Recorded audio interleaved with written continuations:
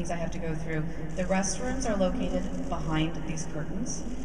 Please, no one's allowed in the southern part of the hangar, so please do not go over there.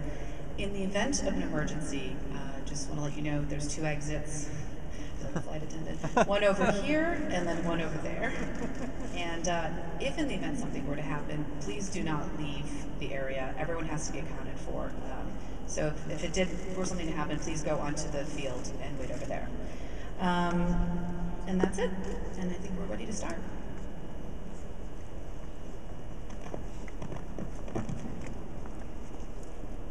So good morning and welcome everyone. We're very happy to have you here today to see history in the making. The first airplane to fly. The first to cross the Atlantic. The first to break the sound barrier. The first to fly day and night without fuel. 3, 2, 1, go! We made it, guys!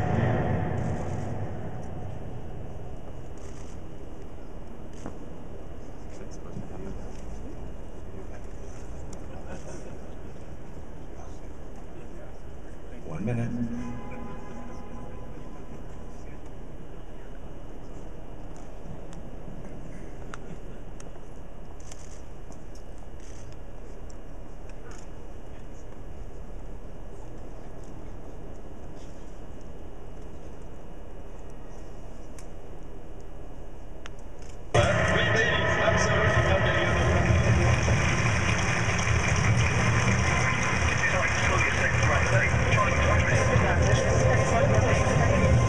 When I was a child, I saw my father diving to the deepest point of the ocean with a US Navy. That was actually my first inspiration. Today, in scientific exploration, I want to inspire others to also achieve the impossible, thanks to pioneering spirit. I've been educated at MIT, and this time spent in Boston led me to found startup companies. I know that the dreams fuel. We should re-roll that video at the right speed so you can get the full effect of it. Please just give us one moment while we fix the audio-visual equipment, and I assure you the plane works far better than the audio-visual equipment that is here today.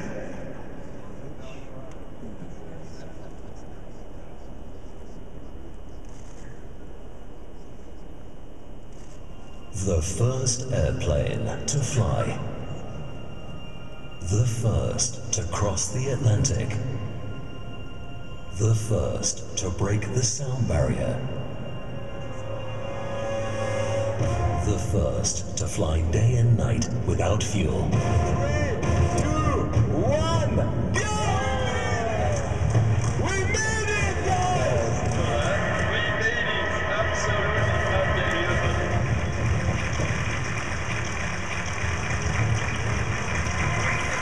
Designed to slowly ascend throughout the day, charging its batteries. When I was a child, I saw my father diving to the deepest point in the ocean with the US Navy. That was actually my first inspiration.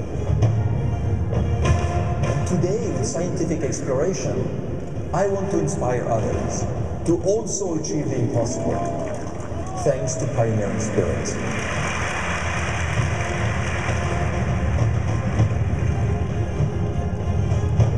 I've been educated at MIT, and this time spent in Boston led me to found startup companies. I know that dreams fuel innovation, and I also know that human commitment and new technologies can really change the world. In a spirit of exploration, Solar Impulse intends to achieve the first ever round-the-world flight powered by solar energy. It's amazing, just amazing. Inspiring new generations, bringing innovative solutions to the challenges of humanity, inventing a brighter future.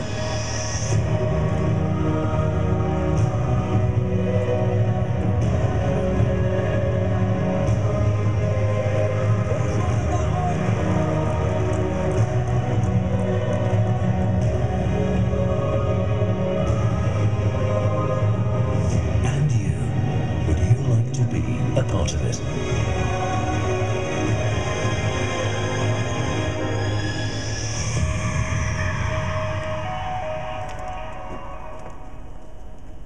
Sorry for that, but thank you very much again for being here to see history in the making. But you don't want to hear about that history from me, you want to hear about it from the people who are making the history. So, it is my honor to introduce to you today Mr. Bertrand Piccard, Solar Impulse Initiator, Chairman and Pilot, and Mr. Andre Boschberg, Solar Impulse Co-Founder, CEO and Pilot.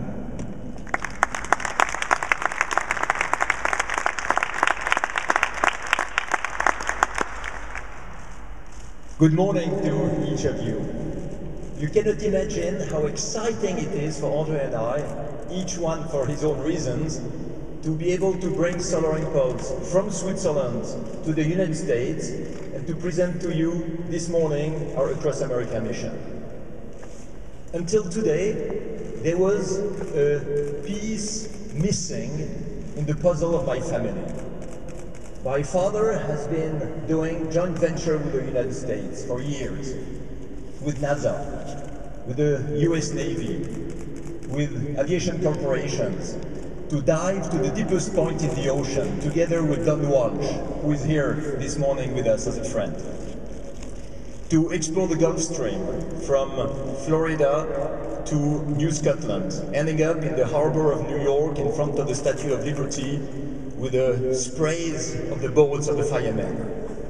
And of course, I always wanted also to achieve something in the US, but I missed until today. Because when I flew around the world in 1999, of course the dream was to fly above the United States. The winds did not know it and pushed me far too south, and I flew over Mexico on the way back to Europe and Africa. So, how did we get here now? And how is it possible to have this Solar Impulse in your country? Well, you know, when I was a child, I was reading books about exploration, about aviation, about the conquest of space. I was building small plastic models of airplanes. And when I arrived in the US to get to school when my father was working here, it was in 1968, and I saw that the reality was much better than the dreams.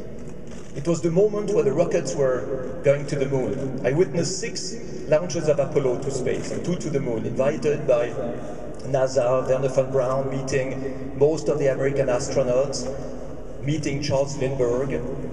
And I thought, well, I read something in the book, I dream, I imagine, and it comes true. And it is exactly like this in life. You can dream, and it comes true, as long as you manage to get out of the certitude, as long as you can get pioneering spirit, as long as you can explore, as long as you can think off the grid. You know, so much time in our education, in our life, we spend learning certitude, learning habits, trying to fight against the unknown, to avoid the doubts and the question marks. As soon as you start to love the unknown, to love the doubts, to love the question marks, life becomes an absolutely fabulous adventure. And this is what Solar Impulse is about. You heard in the film, we made it. What did we achieve? What did we make? Well, for the first time in history, an airplane...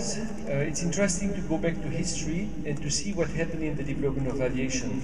We are, simply said, in 1915, in 1920, when people tried to do the first non-stop flight coast to coast across America. We are not yet in 1927 when Charles Lindbergh would cross the Atlantic. Maybe this will happen in 2 years when we will do the flight around the world, but we are not there yet. And I think to understand the difficulty of this flight, it's interesting to go back a little bit to see which kind of challenges we have been facing since we started this project with Bertrand 10 years ago. We did a feasibility study with the Swiss Federal Institute of Technology, that's the MIT of Switzerland. And there was one conclusion which came out very quickly, that this project was a project about energy and not just simply building a new type of aircraft. How to make sure that what we can collect from the sun is really useful for propulsion. And this notion of efficiency became really the key word of everybody. And this explains also why, in fact, you have such a wingspan, the wingspan of a 747. It makes and it gives the best aerodynamic qualities of this airplane. And if you see how much solar cells you can integrate, you can calculate how much you can collect from the sun. The average power we have available during the flight, during the day, over 24 hours, is the power of a motor scooter. So we knew it had to be very big, this size, and if you know physics and aerodynamics, you can calculate how much this airplane had to weigh. That's the weight of a small car. 3,500 pounds, including the pilots, including everything. This was the challenge. So at the beginning, we instinctively approached the airplane manufacturers, the glider manufacturers, and we asked them, can you build such an airplane? And their answer came back extremely quickly. They thought it was impossible. So we decided to set up our own team, because we knew there was a solution. And today Solar Impulse is a group of 80 people, mostly, or for a large part, technicians and engineers, who imagined the design and have been looking for the technologies. But of course, Solar Impulse does not own this technology, so we needed partners. Now you can see the major partners of the project here, but there's a family of about 80 companies today, and each of them has brought something which was not available in the aviation world. If you see the list of partners, there is one coming from aviation, and the 99% have totally different backgrounds: chemical, electronics, electric motors, and so on. And each of them has brought something. For example, Solvay has made a new electrolyte for batteries, and we get light batteries, can be used in car. Bayer came with a new insulation materials for batteries and for the pilot. When we fly very high, because we climb to something like 29,000 feet, temperature outside is minus 40 degrees centigrade. I'm sorry, I don't know how this makes in Fahrenheit, but I think it's also a minus number there. So insulation is extremely welcome. And now it goes to a lot of application. Schindler has very similar problems. I mean, they also bring people up and down. I mean, in our case, it's one person. In their case, it's 1 billion people a day. But they also want to do it very efficient. And in an ultimate in the future, we'd certainly love to do it energy neutral. So we have their engineers embedded in our organizations to improve also the solution. Swiss Re, which is a totally different domain, I think it's showing its support to innovation by insuring this airplane. And this airplane has a full hull insurance. That's an experimental airplane. It has a full hull insurance. And I think it really shows how much trust and confidence that this company has in innovation and technologies. And with all that, we were able to do this flight day and night, as Bertrand explained, do the first international flight, and now we are ready to do this flight across America. So our goal is to fly from Moffett to New York in 5 different legs. And we have limited ourselves to a flight of duration of maximum 24 hours. And this airplane could do it non-stop. But this airplane has no autopilot, and for safety reasons, for security, as the pilot is not as sustainable as the technology, at least yet, we have limited ourselves to 24 hours duration. But it gives us the possibility to make major and important stops. The first one will be Phoenix, Sky Harbor International. And then from there we will go to Dallas, Fort Worth International Airports. You can see all these cities want us to land on the main airports. Then we have the choice between 3 possibilities, not decided yet: Atlanta, Nashville, or St. Louis. All interesting for different reasons. And moving north to Washington, Dallas International, and to complete the flight in New York, and with a plan to land at JFK Kennedy Airport. But I think what was important was to be able to start here in this part of the world. The center of the Silicon Valley, the heart of the world technologies. And it's interesting to see that one of our partners, SunPower, is just next door. And with them, we developed the best solar cell solution for this airplane. And when we looked at the Google map, we found Moffett, and we said that's where we have to be. But it's easy said, not easy done. And I tell you, really thanks for the incredible support of NASA, and especially from the Amos Research Center people here, that it was possible to come here, and it was possible to organize it in a few weeks. Now, in terms of timing, over the next months you will see this airplane flying in these regions. We'll do a first test flights, then some training flights. We'll have some events during the last 2 weeks in April, and we'll be ready to go on May 1st, depending on the weather. The goal is to have stops of a week to 10 days in each city, with the goal to be mid-June in Washington and by early July in New York. The level of interest we have been facing is really large. I mean, the governor, the mayor office want to be part of these events in each stops. I think they want to engage also the young generation. For us, it's extremely important to reach schools, universities.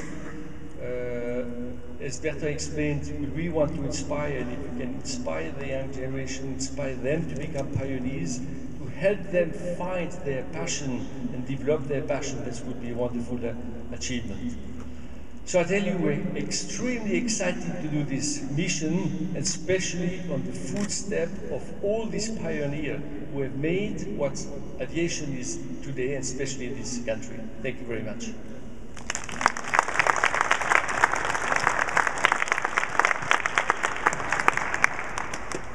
Thank you, Andre and Bertrand. We'll have a moment to ask some questions of the pilots here in a couple of moments. But today, you know, all of you here are the first people to see this plane assembled on American soil. But we want to show you also what we did to get this beauty here today. So if we can roll the video, fingers crossed.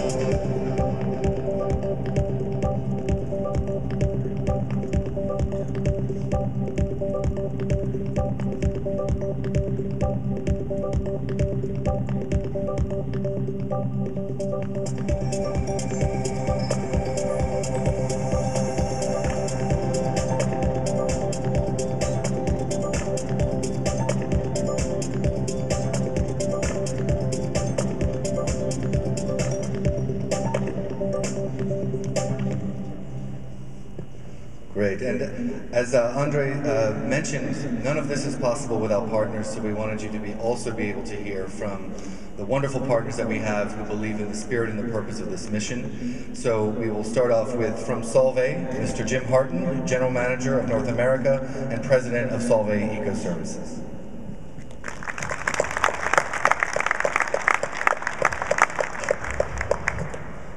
Thank you and good morning.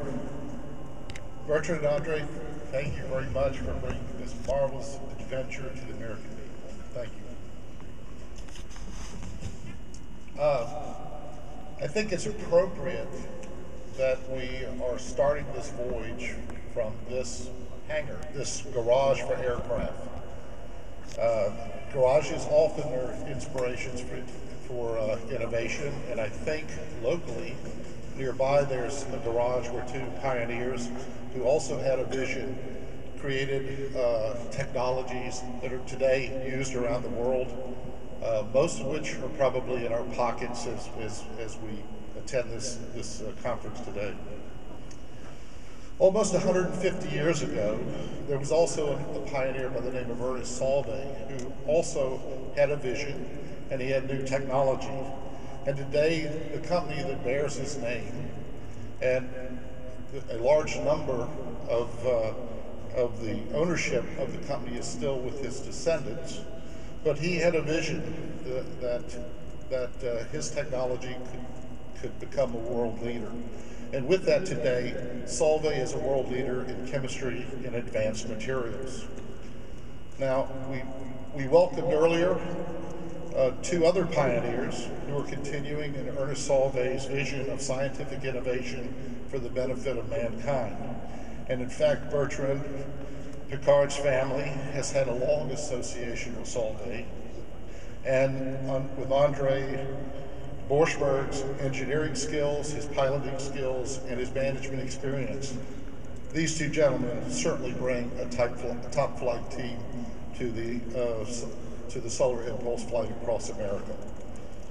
Now, when Bertrand and Andre asked for people to do the impossible, Solvay responded by asking more from chemistry. And it's the innovations that we brought forward in lightweight, high-strength polymers, battery technology, and solar panel components that help this airplane fly across America. So back in Brussels, Ernest Solvay's home and his garage, or he would call it his laboratory, is still the center point for Solvay's innovation around the world. It is the starting point for countless innovations and a pioneering spirit that drives our company forward. Solvay is proud to be the founding sponsor of Solar Impulse, and we look forward to its voyage from this garage all the way across America. And I look forward to welcoming you gentlemen to New York. Thank you, Jim. And now, also from Schindler, Mr. Bill Fiacco, who's President of Sales and Marketing for the Americas. Bill? Thank you and good morning.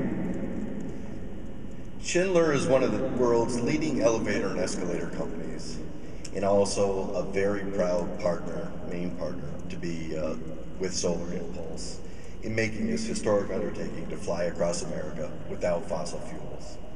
It's very exciting to be here today. Schindler's partnership with Solar Impulse underscores our long-standing commitment to invest in the development of new technologies that achieve sustainable mobility and improve our environment. This dedication to creating trailblazing technology that safely moves people with less energy is something that we certainly share with the Solar Impulse team. Schindler believes that Bertrand Piccard and Andre Borschberg are doing something very important with the Solar Impulse project, an endeavor that we believe places them with the likes of the Wright brothers, Thomas Edison, and Goddard, furthering humankind in the areas of flight, modern energy, and increased mobility. At Schindler, we're linking this vision with our own engineering disciplines to create new solutions for growing cities around the world. As our population grows, people are increasingly gravitating to the city environment. Today, these cities make up nearly 75% of the energy used today, while only covering 2% of its footprint.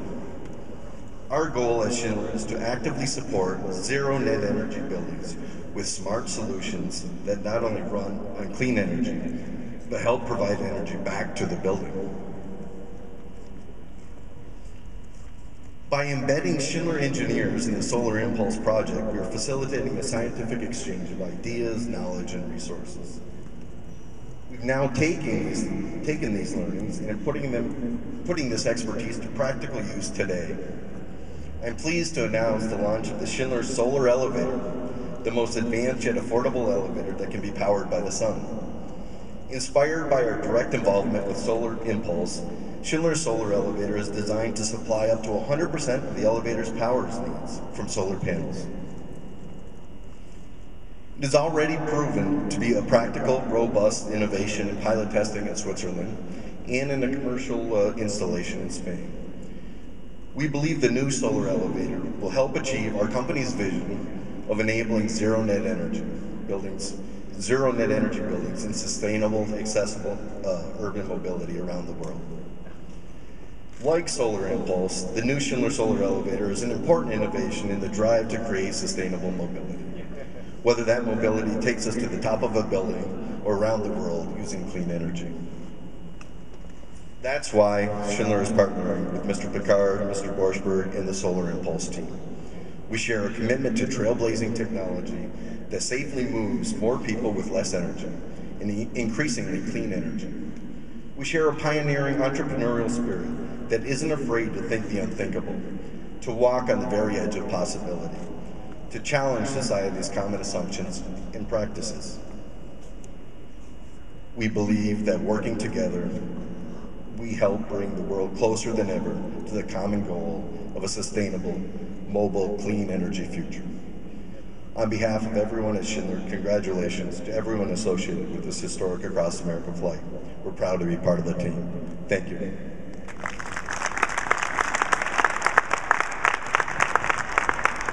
Thank you, Bill. And from Bayer Material Science, we have Bruce Benda, Vice President, Market Development.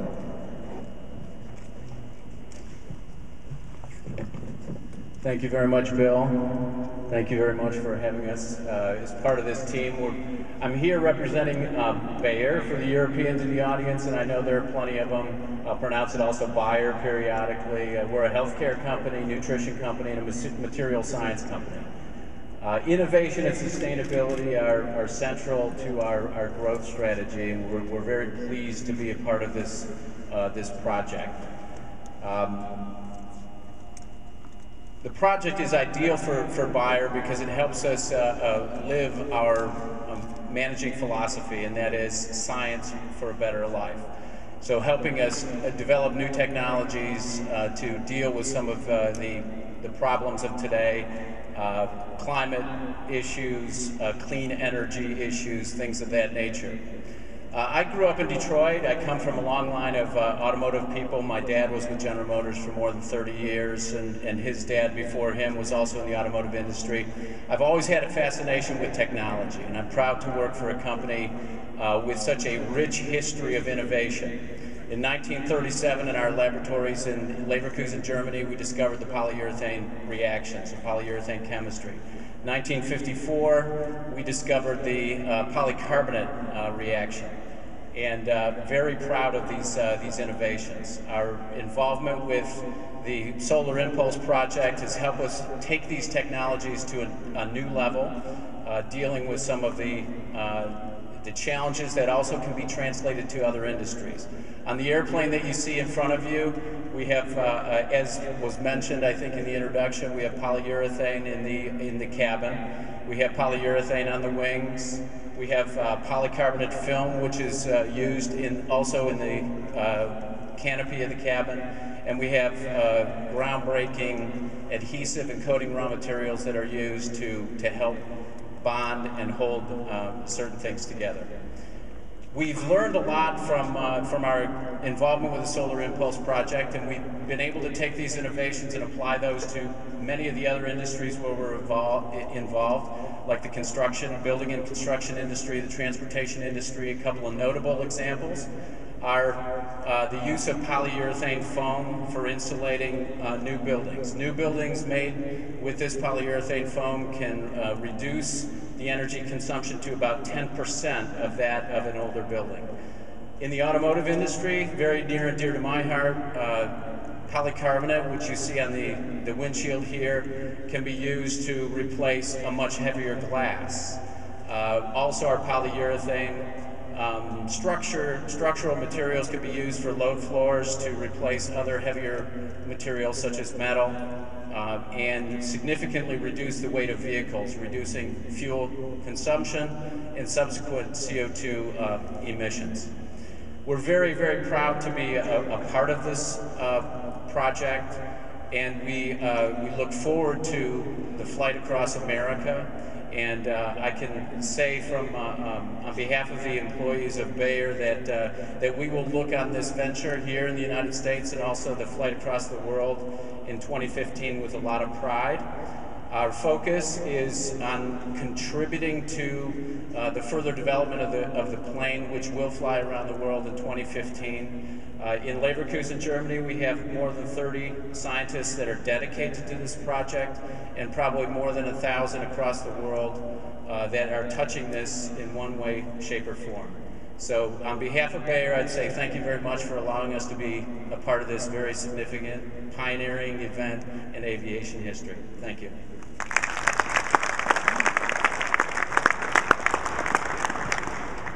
And from Swiss Re Corporate Solutions, Bob Petrilli, Managing Director and Head of North America. Thank you and good morning. I'm Bob Petrilli. I head up the North American region for Swiss Re Corporate Solutions, a proud sponsor and the sole insurance provider for Solar Impulse.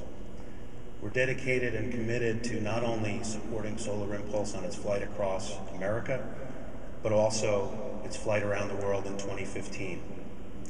What many people don't realize is that the insurance industry plays a critical role in enabling the risk-taking necessary in any developing industry, like a renewable energy industry. Our core business is to provide risk management and risk-sharing solutions to our clients so that they can manage their highly complex risks. By doing so, we insure what others consider to be uninsurable. For years, Swiss Re Corporate Solutions and Swiss Re Group has been known as the most sustainable insurance company in the world.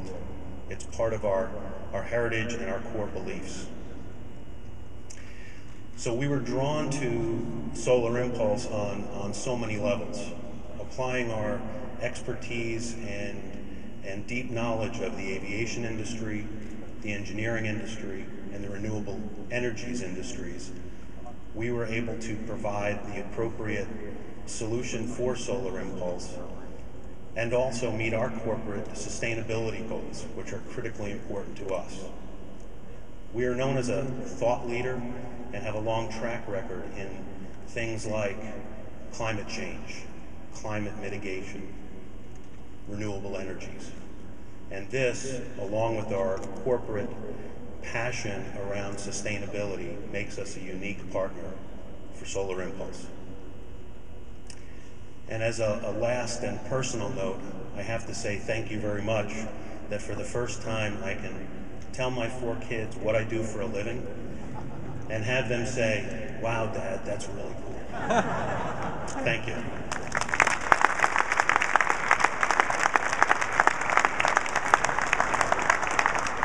We're also honored to have with us today from the government of Switzerland, Julius F. Anderegg, the Consul General of Switzerland. Thanks a lot.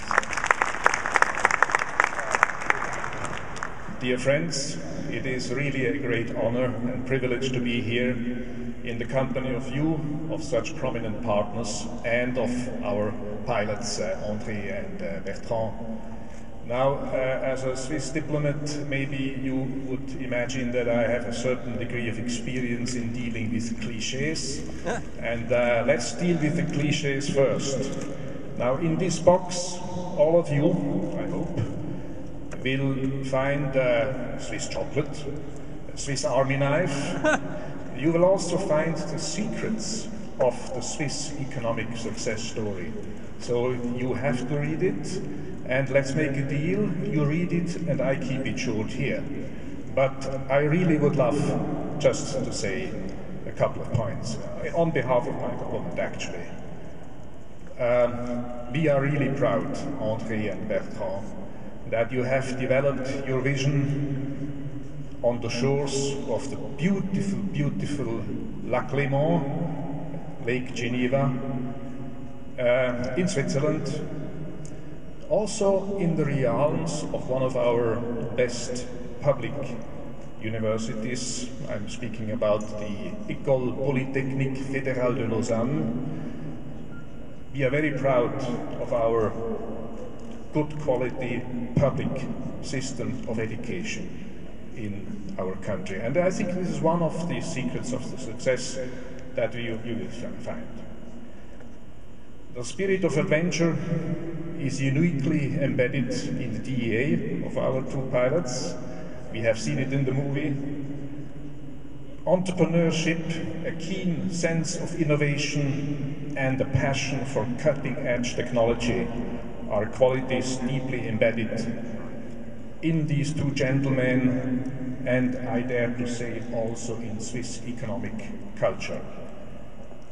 The backbone of the Swiss economic success story actually is a persistent drive for innovation and productivity, advanced industrial precision manufacturing. And by the way, even our friends from NASA, some of whom I met before here, even our friends from NASA, you may not know that, have decided to select a few key components of the Mars rovers, two latest generations that are now exploring the planet Mars from a small Swiss high technology firm.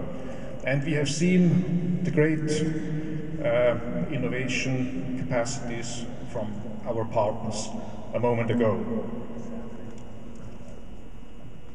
And actually, Solar Impulse is a wonderful example. They have mobilized expertise and technological innovation of over 100 partners.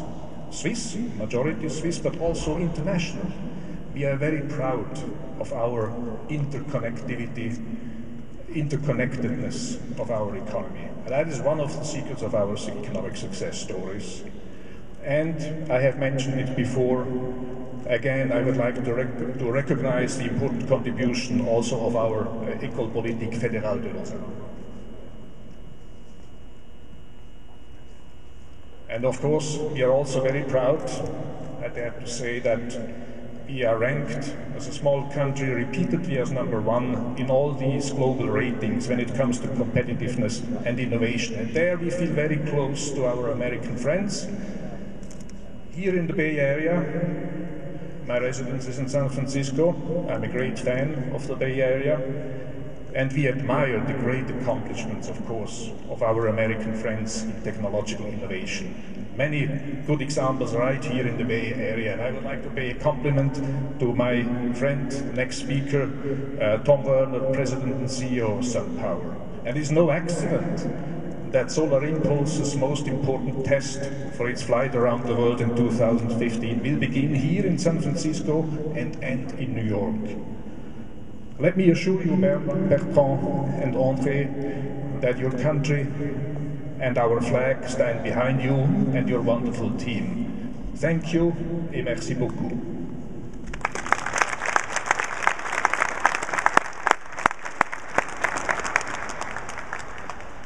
Already pre-announced, we'll announce him again. From SunPower, Tom Werner, the President and CEO.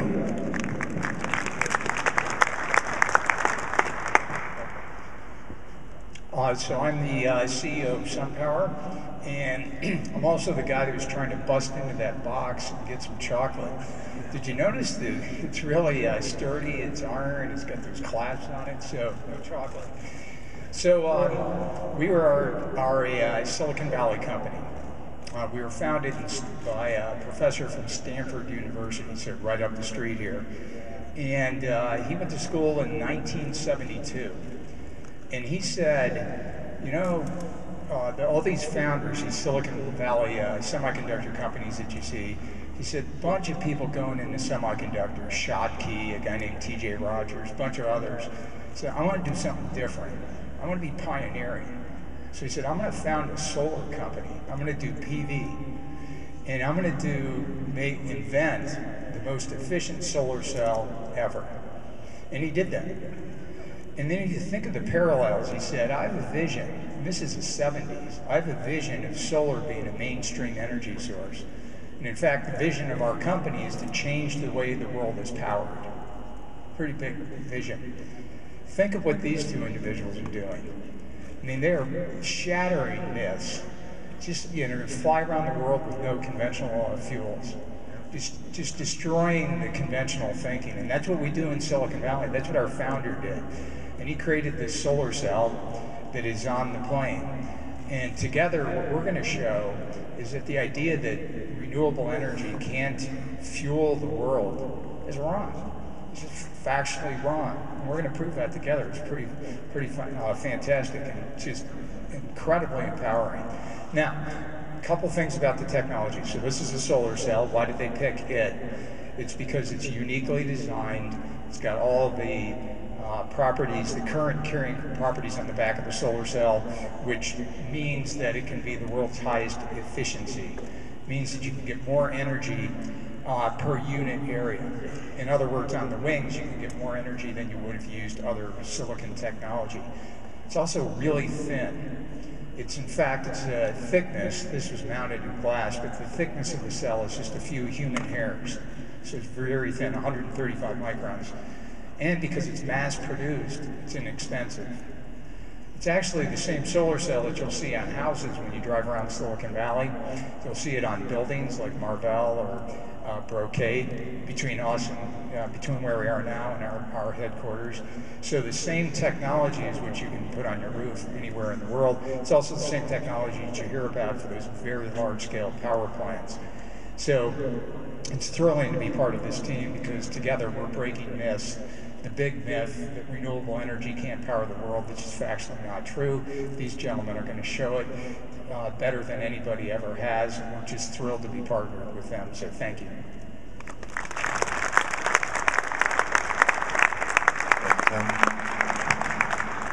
So we now have some time for some Q&A, and thanks again to all of our partners for your collaboration and for your commitment to this project. Someone in the back has a microphone in case we can't hear the people asking the questions, so we can start off. You don't have questions for me, so we'll go over here. Thank you. I'm interested in the design of the next generation plane that's going to circumnavigate the world. Can you tell us a little bit about what are some of the differences in that design, and are there any of them that show technologies that have promise? So this airplane was designed as a testing bed. So it's not an airplane which is designed for really long duration travel. I said we limit ourselves to 24 hours. When we do the flight around the world, we'll do it from one continent to the next, but each leg may last up to 5 days, 5 nights. And that's something which is completely new in aviation for an airplane which has only one pilot on board. So, of course, what we have is a different cockpit. The one you can see here is extremely narrow, it cannot move, so the next one will be larger. I mean, simply said, that's a bad economy seat. I mean, you will not travel with these airlines. If it would be available, then the next one should be at least a good business class. But of course the airplane has to be reliable as well, flying 5 days, 5 nights. You have no time to do maintenance, you have no possibility to change parts, so reliability is going to be important. And on top of it, we include the technologies which have been developed in the meantime. So from the time we build this airplane to the time we are building the second one. So I think different production processes, maybe different materials, certainly different batteries, better electric motors, so everywhere, in fact, we worked on efficiency.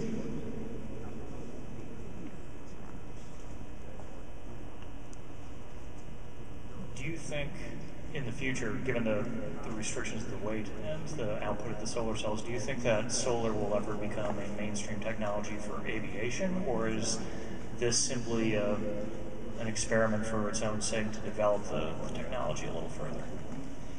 It would be crazy to answer yes and stupid to answer no. Because of course today we cannot imagine having a solar-powered airplane with 200 passengers. But in 1903 it was exactly the same. And when Charles Lindbergh crossed the Atlantic, he was alone on board with an airplane full of gasoline. And people were saying, well, if we want to fly New York-Paris, we have to make a license to become a pilot.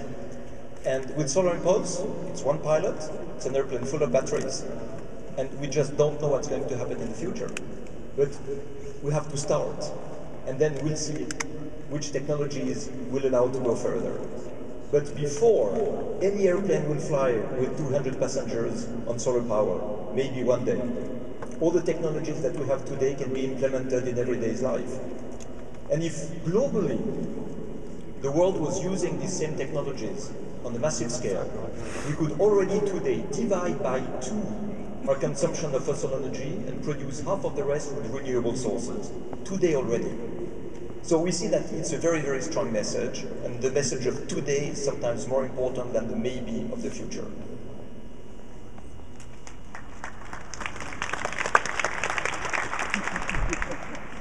I have a slightly heretical question.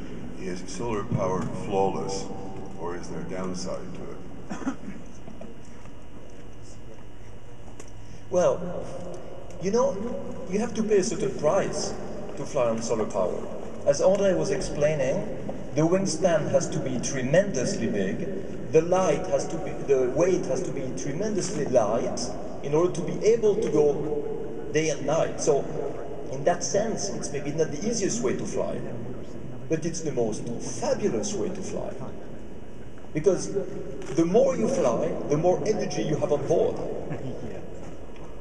So I don't think there is any way to make a more exciting way to fly. Of course, it's restricted now to a unique and single airplane, and we just hope that as many people as possible are going to copy us and do it also.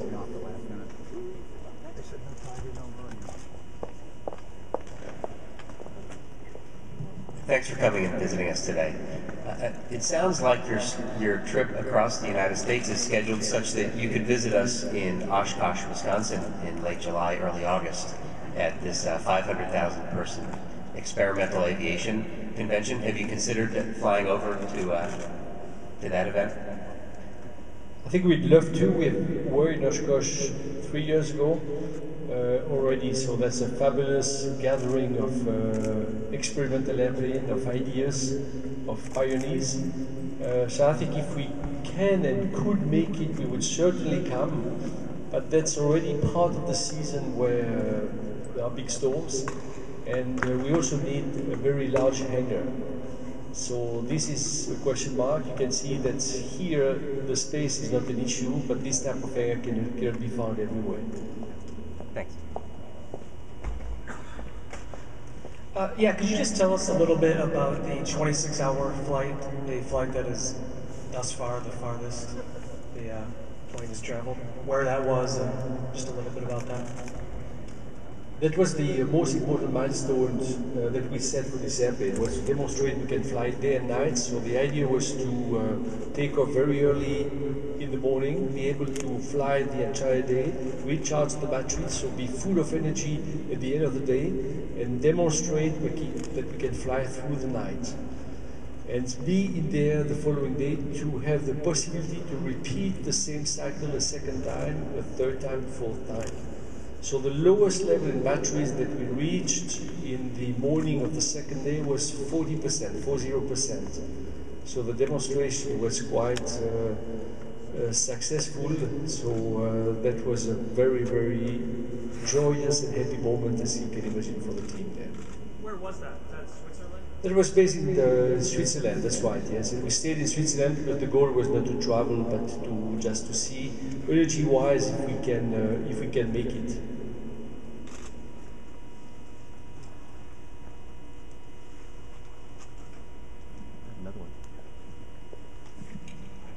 Thank you for coming to the U.S.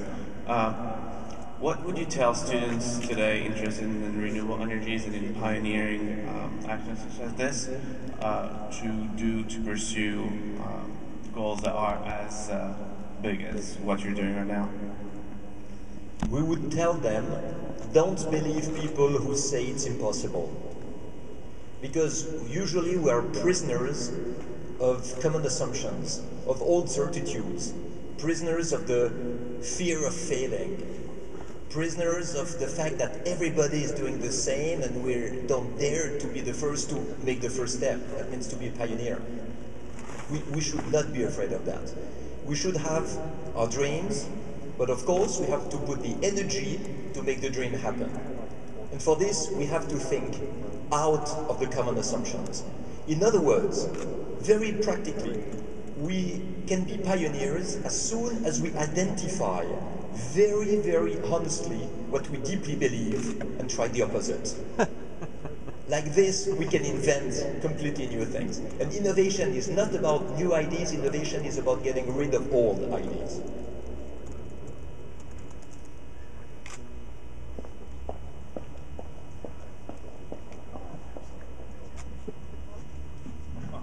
You already hold one record. You flew from Spain to Morocco, across the Mediterranean. Could you tell us something about that? The voice you heard is the voice that went to 7 miles down to the Marinas Trench with my father.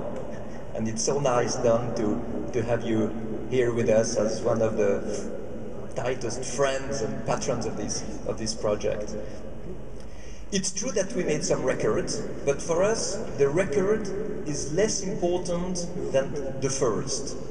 When you went to the deepest point in the ocean, it was by chance a record because nobody went there before, but it was mostly a first. It's the first time ever a submarine touched the deepest trench in the oceans.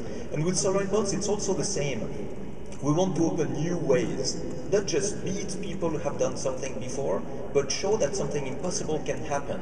And the flight that André was describing, the 26-hour flight, it was like this. Of course, it was a record, but it was the first time ever an airplane without fuel went through the night and showed that theoretically it could stay perpetually in the air.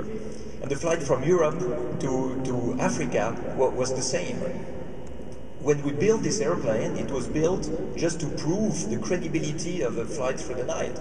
And it went so well that we took the plane outside the border of Switzerland to go to Brussels, to show it to the European Commission, to be special guest at the Bourget Air Show. And then it went so well that we accepted the invitation of the King of Morocco to fly across the Mediterranean and get to Morocco to promote his solar power plant, because Morocco is building the biggest solar power plant in the world. Interesting to know. And I tell you, that was really a moving moment. And it was a relay flight. André made a piece, I made a piece, André again, me again. And we made 6,000 kilometers, more than 4,000 miles, brought the plane back to Switzerland.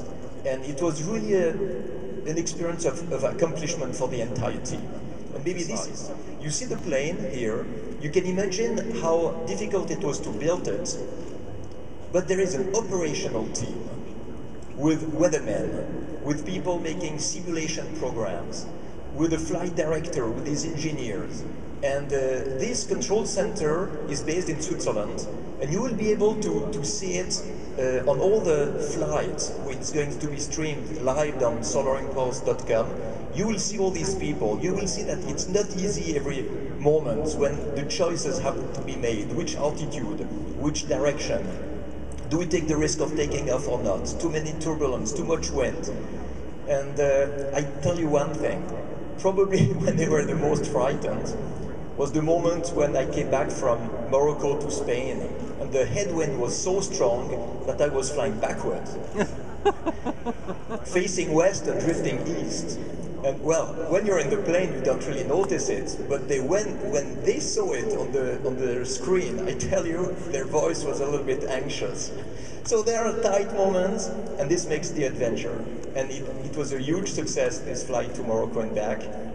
And this is why we anticipate with André and with our entire team an absolutely great time over the US.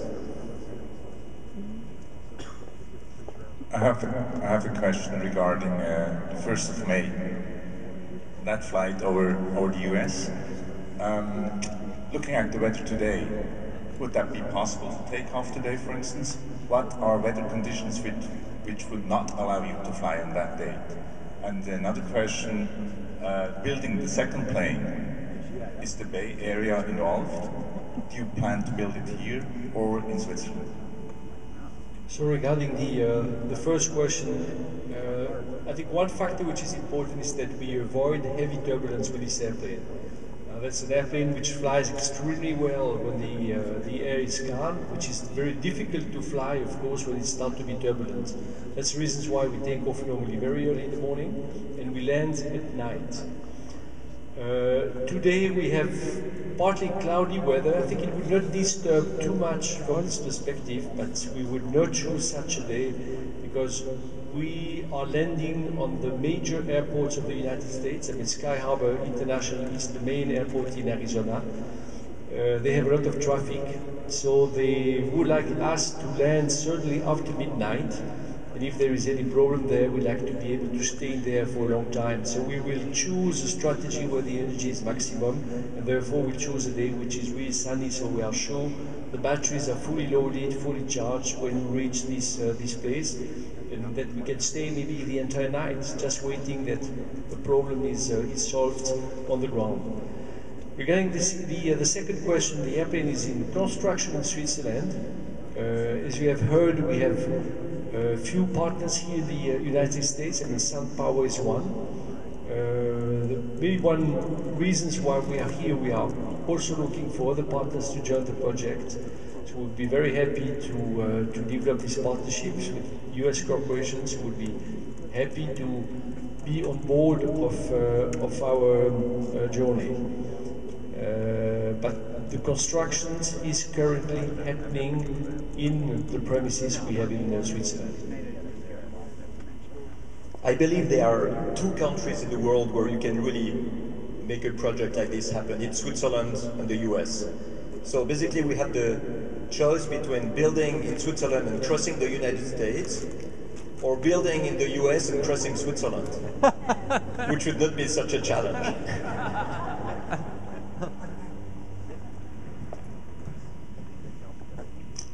When you made a 26-hour flight, I wasn't aware of whether you slept or not during that flight. If you make a 5-day long flight, I'm pretty sure someone's going to have to take a cat nap. Do you need any, what sort of special systems or permission do you need to have the only pilot in the plane conk out for a little while and then wake up later and keep flying?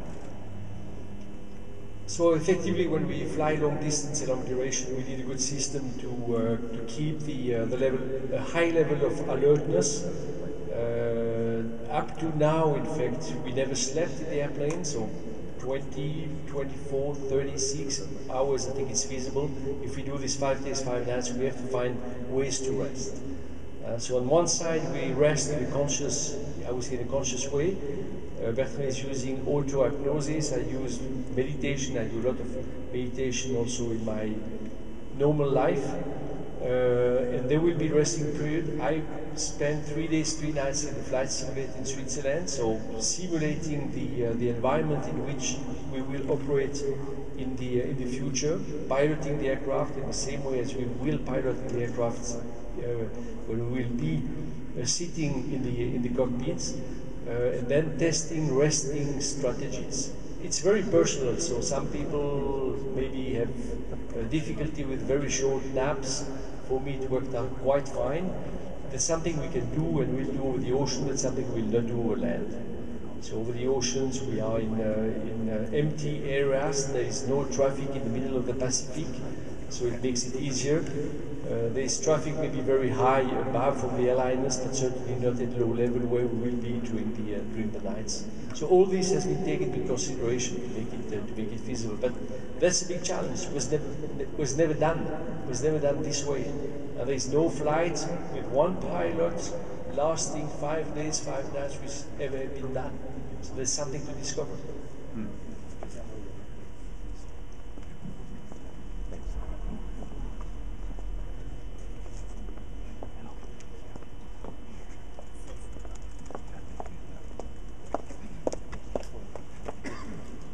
Just a couple basic technical questions. What is this plane that we're looking at right now, what is the total weight of it? And what is the total output of the solar arrays that you have on it? The total weight is 3,500 pounds, plus minus some, depending on how much water we will take, including the pilots. So the wing loading, wing loading being the total weight dividing by the surface of the wing is similar to a hang glider. So it's extremely light. The output of the solar cells, we have about 2,000 square foot of solar cells. I have always to think between meters and square meters and square foot there.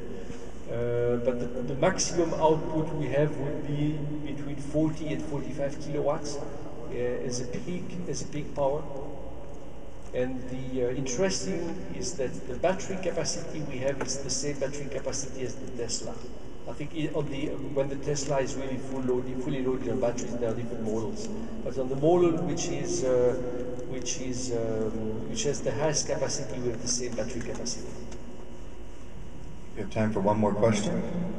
So thank you so much for the inspirational talk today. And one question I have is, you mentioned that if currently the world can leverage the technology or the material advanced innovation that came from the project, the energy will reduce by half. So I'm just curious, who's actually working, or are you working with the organization to bring, or working with a partner to bring that into fruition? Because that to me is a huge contribution to mankind. Thank you. Yes, you see, the solutions exist in labs, universities, startups, small corporations, Solar Impulse, but they don't really go through to the customer who would like to have it. Every car could be electrical. Every house could produce more energy that it uses. Every single light bulb could divide by 10 its energy consumption. So what we need now is to bring positive emotions around that. Because very often, all these problems of environment and energy are presented in a very boring way. We say we have to reduce our lifestyle, reduce our mobility, reduce our growth in order to protect the environment. And no more than 5% of people are willing to make that type of sacrifice. So if we want to touch the 95% of the rest of the population, we need to motivate them. We need to raise enthusiasm around these technologies.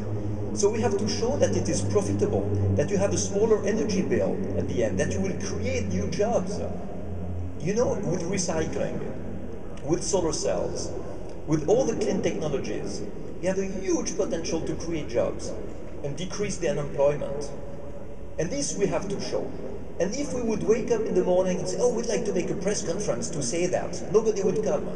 But because we have a solar airplane behind us, we can make a press conference, and you come, and you can see how exciting it is to use these technologies, and how exciting it is to be a pioneer in this field, and how exciting it will be in 30 or 20 years' time from now on, when everybody will remember these first pioneers who started with these technologies, and they will say, wow, nobody believed them in the beginning, and now it's obvious, now it's common, everybody uses them.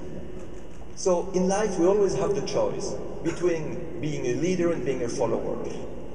I hope that a lot of people will be leaders in that field. Thank you everyone. We will have opportunity for some one-on-one interaction with Andre and Bertrand, as well as the partners over here. So please join us up here. The PR people you saw earlier can help to coordinate any of that. And thank you for coming out today.